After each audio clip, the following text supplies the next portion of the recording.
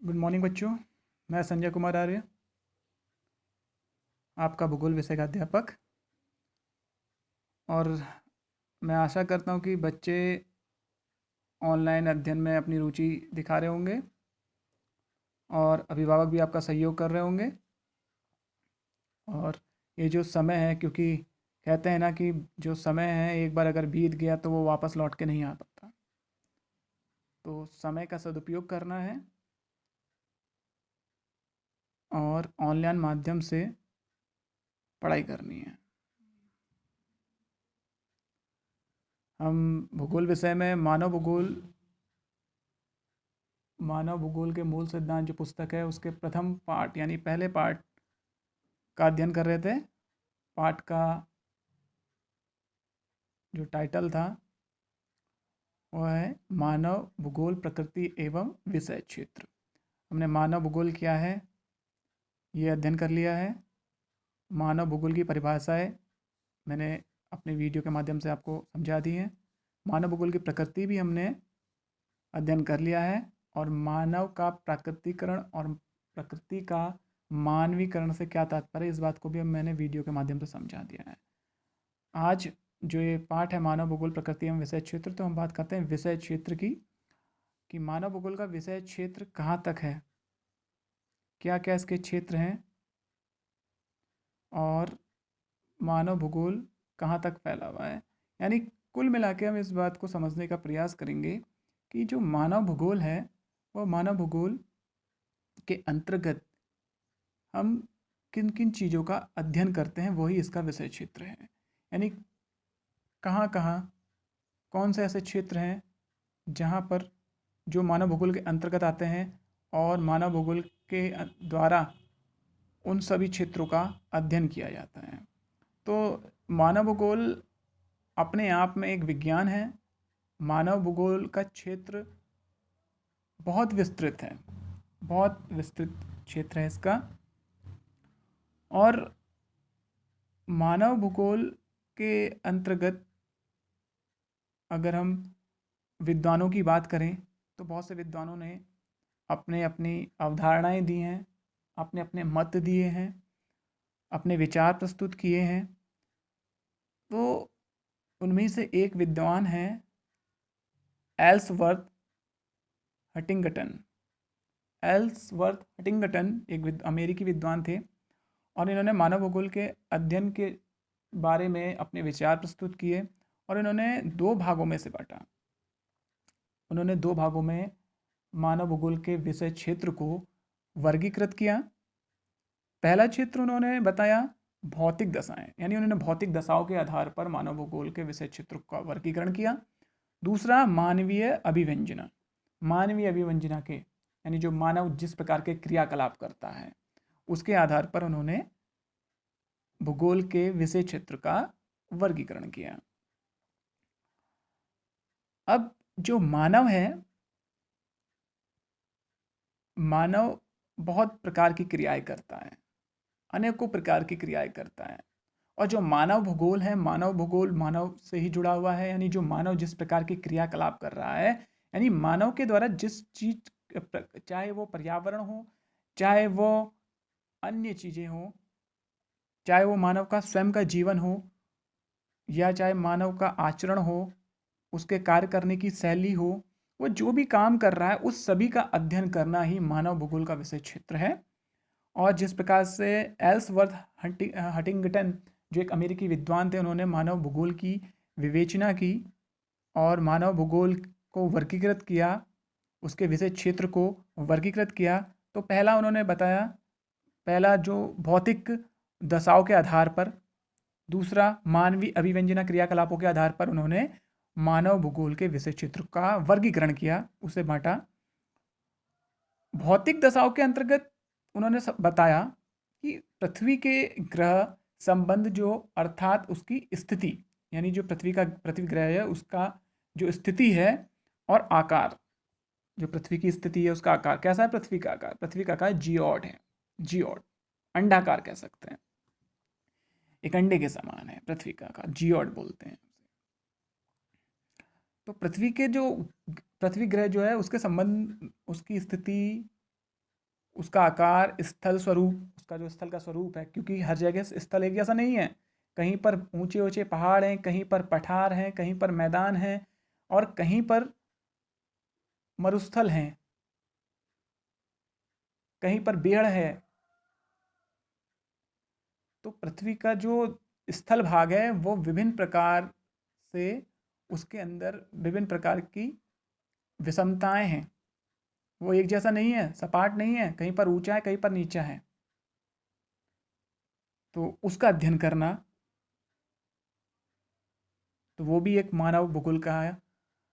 उसकी विवेचना करना, तो मानव भूगोल के अंदर उसका भी अध्ययन किया जाता है। स्थल स्वरूप की संरचना, जलाशय, मिट्टियां और खनिज तथा जलवायु को सम्मिलित किया गया है भौतिक दशाओं के अंतर्गत। किसके अनुसार? एल्सवर्थ हटिंगटन, एल्सवर्थ हटिंगटन के अनुसार, जो एक अमेरिकी विद्वान थे। उन्होंने पहली दो भागों में मानव भूगोल के विषय क्षेत्र को वर्गीकृत किया। और पहला क्षेत्र है, पहला जो उनका जिन्होंने उन्होंने जो भौतिक दशाएं, उनका पहला वर्गीकरण था। दूसरा वर्गीकरण मानवीय अभिव्यंजना, मानव के कारण। तो भौतिक दशाओं में इसमें विभिन्न प्रकार के अन्य बातें भी उन्होंने बताई, जैसे इसमें जीवन के विभिन्न रूपों, विशेषता, पौधे, पशु और मनुष्य को भी उन्होंने महत्वपूर्ण माना। यानी भौतिक दशाओं के अंतर्गत उन्होंने मनुष्य को, पेड़ पौधे और पशुओं को भी इस विषय क्षेत्र का एक महत्वपूर्ण अंग माना। दूसरा उन्होंने बताया था मानवीय अभिव्यंजना, मानवीय क्रियाकलाप। उसके आधार पर उन्होंने मानव भूगोल के विषय क्षेत्र का वर्णन किया विस्तृत रूप से। तो मानव की जो प्राथमिक भौतिक आवश्यकताएं होती हैं, जिसमें भोजन, वस्त्र, जल, सुरक्षा, यातायात साधन, इन सभी का अध्ययन करना मानव भूगोल कहलाता है। मानव भूगोल का विषय क्षेत्र है।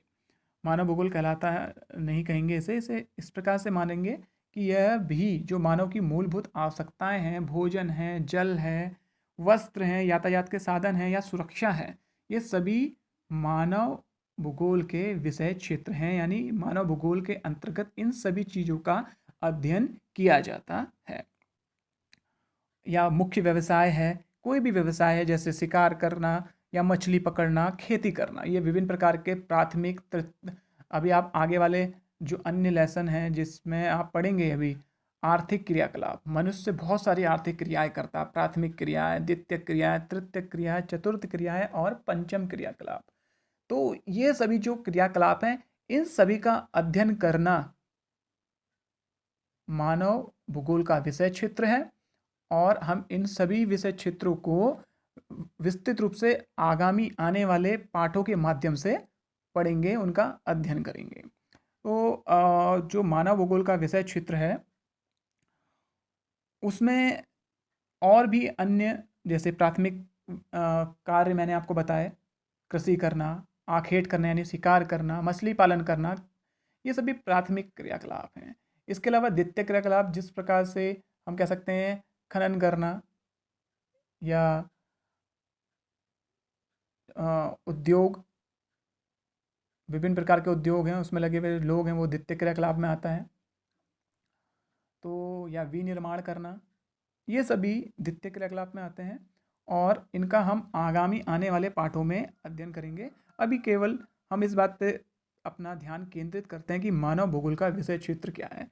तो मानव भूगोल का जो विषय क्षेत्र है वो काफ़ी विस्तृत है और अमेरिकी विद्वान एल्सवर्थ हटिंगटन के अनुसार उन्होंने अपनी अवधारणा, अपनी विचारों, अपने मत को दिया है और उनके मत के अनुसार उन्होंने मानव भूगोल के विषय क्षेत्र को दो भागों में बांटा है। एक है भौतिक दशाएं और दूसरा है मानवीय अभिव्यंजना। भौतिक दशाएं यानी जो भी हमारे चारों ओर, हमारे पर्यावरण, हमारी प्रकृति में, हमारी पृथ्वी पर जो भौतिक दशाएं हैं। और दूसरा उन्होंने मानवीय अभिव्यंजना, मानव के द्वारा किए जाने वाले क्रियाकलाप, उसमें प्राथमिक क्रियाकलाप भी हैं, द्वितीय क्रियाकलाप भी हैं, चतुर्थ क्रियाकलाप भी है, पंचम क्रियाकलाप भी हैं। इन सभी क्रियाकलापों का अध्ययन करना मानव भूगोल का विषय क्षेत्र है।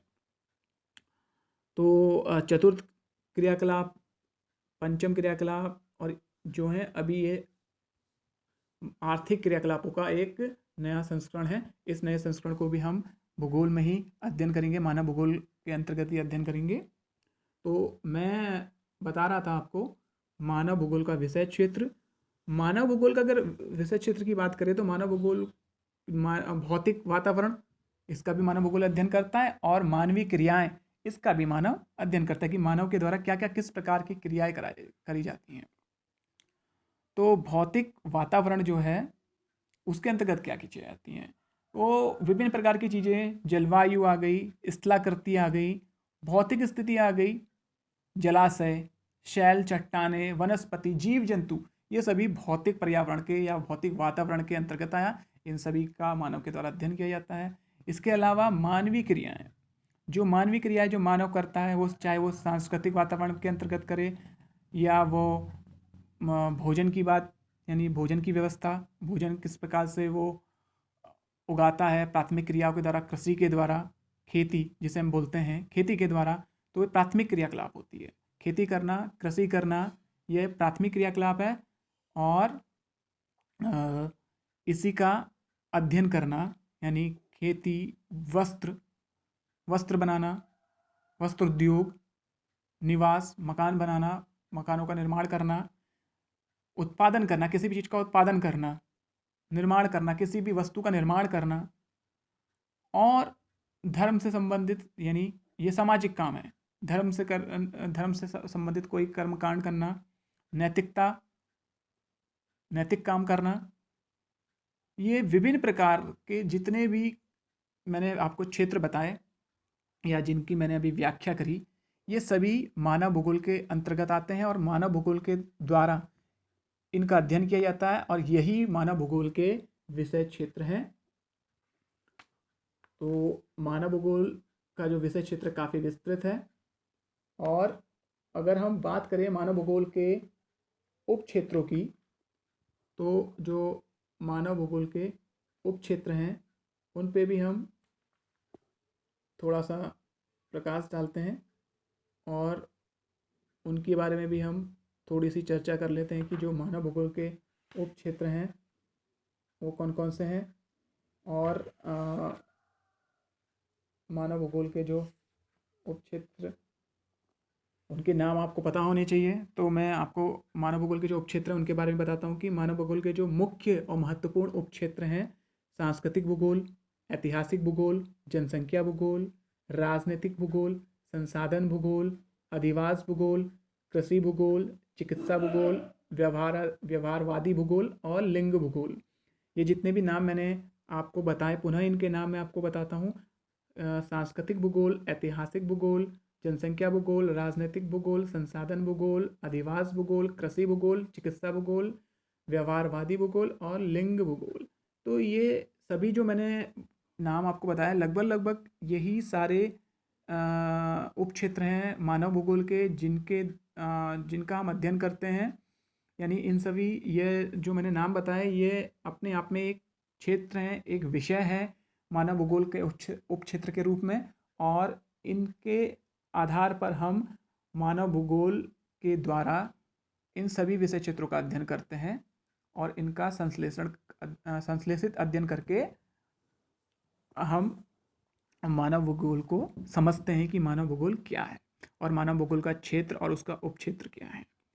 तो मानव भूगोल के जो उपक्षेत्र हैं उनके बारे में मैंने बताया, और यही जो उपक्षेत्र हैं इन्हीं से संबंधित पाठ भी आपके आगामी लेसन, यानी जो आगामी पाठ है उनमें है। जैसे कि मैंने आपसे बोला जनसंख्या भूगोल, तो अगला जो पाठ है आपका वो विश्व की जनसंख्या के बारे में हम अध्ययन करेंगे कि विश्व की जनसंख्या कितनी है और विश्व में कितने प्रतिशत जनसंख्या किस किस महाद्वीपों में निवास करती है, किस महाद्वीप में सर्वाधिक जनसंख्या निवास करती है, जनसंख्या अगर किसी महाद्वीप में अधिक निवास करती है तो किसी महाद्वीप में विरल जनसंख्या यानी न्यून जनसंख्या है, तो उसके क्या कारण हैं। तो किस प्रकार से पर्यावरण भी और जलवायु, जो पर्यावरण का एक मुख्य घटक है, जलवायु जो है, जलवायु किस प्रकार से मानव की जनजीवन को प्रभावित करती है, ये सब हम आगामी पाठ में पढ़ेंगे। और कृषि भूगोल है, कृषि के बारे में हम पढ़ेंगे कि किस प्रकार से भारत में कृषि करी जाती है, कौन कौन सी पद्धतियाँ किस प्रकार से कृषि को विभिन्न नामों से पुकारा जाता है। विभिन्न देशों में या भारत में ही विभिन्न प्रकार से कृषि करी जाती है, जैसे मिश्रित कृषि होती है, उसके बारे में हम पढ़ेंगे। और भी विभिन्न प्रकार की कृषियाँ हैं, जैसे झूम कृषि, जिसे हम स्थानांतरित कृषि भी कहते हैं, जो आदिवासी को द्वारा करी जाती थी। और मानव ने जब आरंभिक मानव का विकास हुआ था, उसने कृषि करना सीखा था, तो सबसे पहले जंगलों को जलाकर स्थानांतरित कृषि करी, यानी जिसे हम झूम कृषि भी कहते हैं। जंगलों को जलाया जाता था और जंगलों को जलाने के बाद ज़मीन को सपाट कराया जाता था और औजारों के द्वारा ज़मीन को खोद कर उसमें फसलों को बोया जाता था, जब तक उसमें फसलों का उत्पादन किया जाता था, जब तक ज़मीन की या भूमि की या मिट्टी की उर्वरक क्षमता बनी रहती थी। जब उर्वरक क्षमता समाप्त हो जाती थी तो वहाँ पर खेती करना बंद कर दूसरी जगह जाकर, यानी स्थानांतरित कर देते उस क्षेत्र को, दूसरे क्षेत्र में जाकर कृषि करी जाती थी, जंगलों को चलाकर। इसके बारे में हम विस्तार से अगले पार्ट में पढ़ेंगे। तो आज के जो लेसन हमारा समाप्त हो गया है, मानव भूगोल के क्षेत्र और मानव भूगोल के उपक्षेत्र, इसका हम अध्ययन इस वाले वीडियो में मेरे द्वारा करा दिया गया है। तो मानव भूगोल क्या है ये भी आपको बता दिया गया है कि मानव भूगोल क्या है। मानव भूगोल की परिभाषाएं आपको बता दी गई हैं कि कुमारी एलन सैम्पल ने मानव भूगोल की परिभाषा क्या दी है। फ्रेडरिक रैटजेल, जो मानव भूगोल के जन्मदाता का कहलाते हैं, उनके द्वारा मानव भूगोल की क्या परिभाषा दी गई है। और जो ब्लांस है, उन्होंने मानव भूगोल की क्या परिभाषा दी है। ये परिभाषा मैंने आपको बता दी है वीडियो के माध्यम से, और पुस्तकों में भी ये सब परिभाषाएं दी गई हैं। एक बार आप इनका अध्ययन अवश्य करें। मानव भूगोल की प्रकृति के बारे में मैंने वीडियो के माध्यम से आपको समझा दिया है। मानव का प्राकृतिकरण और प्रकृति का मानवीकरण मैंने आपको 3 विचारधारा के माध्यम से पढ़ा दिया है, अध्ययन करा दिया है। एक विचारधारा मैंने आपको बताई थी पर्यावरणीय निश्चयवाद, जो एक जर्मनी की विचारधारा है। उसके बाद मैंने आपको संभववाद की विचारधारा के बारे में पढ़ाया था, जो एक फ्रांसीसी विचारधारा है। और उसके बाद में इन दोनों के मध्य एक नई विचारधारा ग्रिफिथ टेलर के द्वारा जिस परिकल्पना दी गई, विचारधारा दी गई, जिसका नाम था नवनिश्चयवाद, जिसे हम रुको और जाओ की अवधारणा भी कहते हैं या रुको और जाओ की संकल्पना भी कहते हैं, जिसका प्रतिपादन ग्रिफिथ टेलर ने किया। और उन्होंने जो स्ट्रीट लाइट होती हैं, लाल, हरी और पीली, 3 जो स्ट्रीट लाइट लगी होती हैं चौराहों पर, उसके माध्यम से अपनी इस संकल्पना को समझाने का प्रयास किया। और ये मानव का प्राकृतिकरण और मानव का प्रकृति का मानवीकरण, इसका जो मैंने वीडियो बनाया था उसे आप देखें। और उसके बाद अगर कोई प्रश्न आपके मस्तिष्क में आता है तो आप उसको पूछें। और मानव भूगोल का क्षेत्र और उपक्षेत्र के बारे में मैंने आज आपको अध्ययन करा दिया है। आशा करता हूँ कि आपको वीडियो अच्छा लगेगा। आप इसे सुनेंगे 1-2 बार, अगर समझ में ना आए तो 1-2 बार और देखें। और आज के लिए बस इतना ही। अगले पार्ट के लिए मैं फिर वीडियो बनाऊँगा, फिर आपसे मिलूँगा वीडियो के माध्यम से। और हो सकता है कुछ प्रश्न मैं इस पार्ट से संबंधित आपसे इसके अगले वाले वीडियो में पूछूं, और पार्ट को पढ़ने के बाद आप स्वयं प्रश्नों के उत्तर देने का प्रयास करें। धन्यवाद। नमस्कार। आपका दिन शुभ हो।